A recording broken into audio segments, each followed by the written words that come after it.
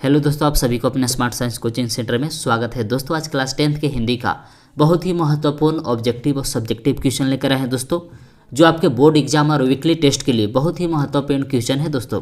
तो चलिए दोस्तों फटाफट से क्वेश्चन को देख लेते हैं।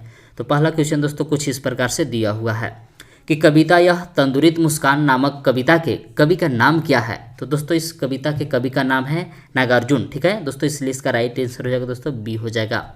अब क्वेश्चन नंबर दूसरा देखिए। तो दूसरा क्वेश्चन दोस्तों इस तरह से दिया हुआ है कि कवि ने किसकी मुस्कान को तंदुरित मुस्कान कहा है। तो दोस्तों कवि ने बच्चे की मुस्कान को तंदूरी मुस्कान कहा है, इसलिए इसका राइट आंसर होगा दोस्तों सी हो जाएगा। अब क्वेश्चन नंबर तीसरा दोस्तों इस प्रकार से दिया हुआ है कि कवि के अनुसार छोटे बच्चे की मुस्कान कैसी होती है।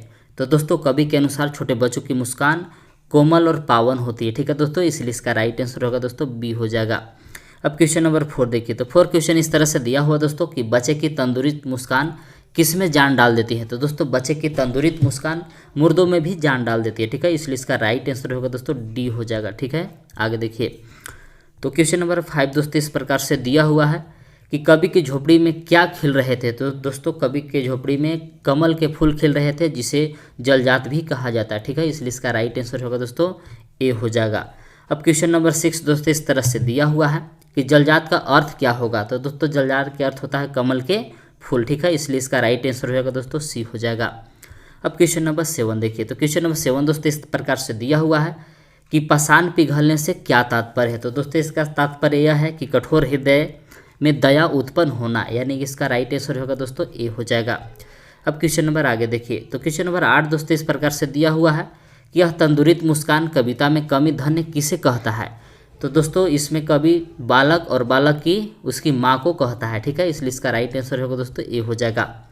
क्वेश्चन नंबर 9 दोस्तों इस प्रकार से दिया हुआ कि कवि और छोटे बच्चे की परिचय का माध्यम कौन बनता है। तो दोस्तों परिचय का माध्यम बच्चे की माता बनती है। ठीक है, इसलिए इसका राइट आंसर होगा दोस्तों ए हो जाएगा। अब क्वेश्चन नंबर 10 दोस्तों इस प्रकार से दिया हुआ है कि कवि ने चिर प्रवासी किसे कहा है।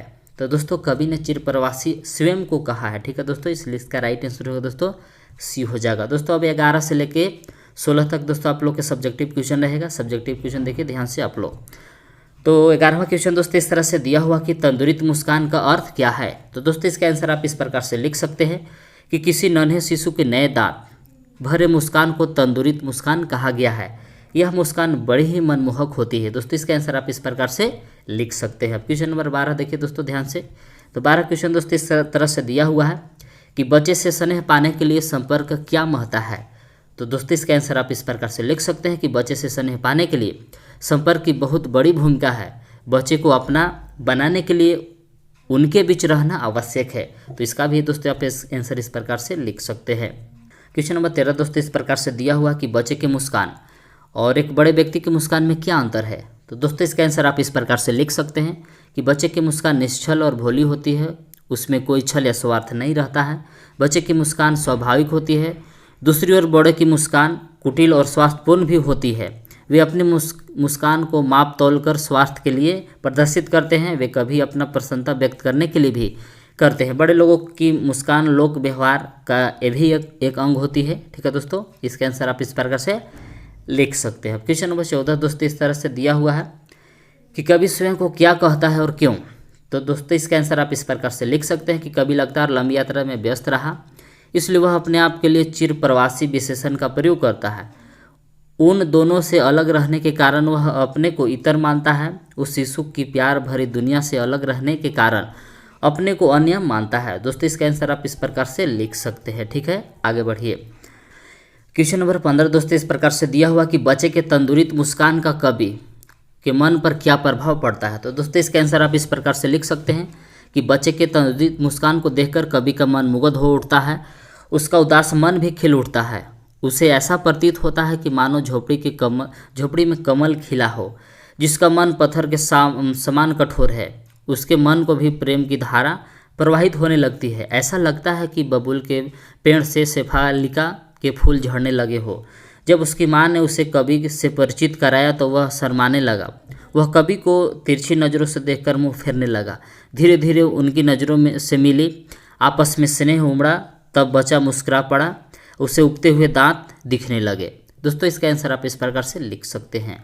अब क्वेश्चन नंबर आगे देखिए दोस्तों, तो क्वेश्चन नंबर 16 लास्ट क्वेश्चन है दोस्तों, इस प्रकार से लिखा हुआ है, शिशु को बाहरी संसार से मिलाने में माँ की क्या भूमिका होती है।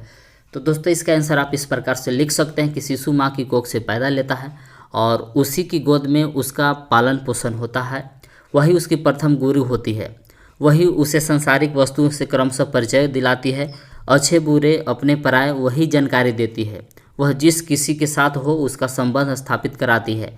शिशु के लिए कभी भी अनजान था, उसकी माँ ने उसे परिचय कराया और वह मुस्कराने लगा।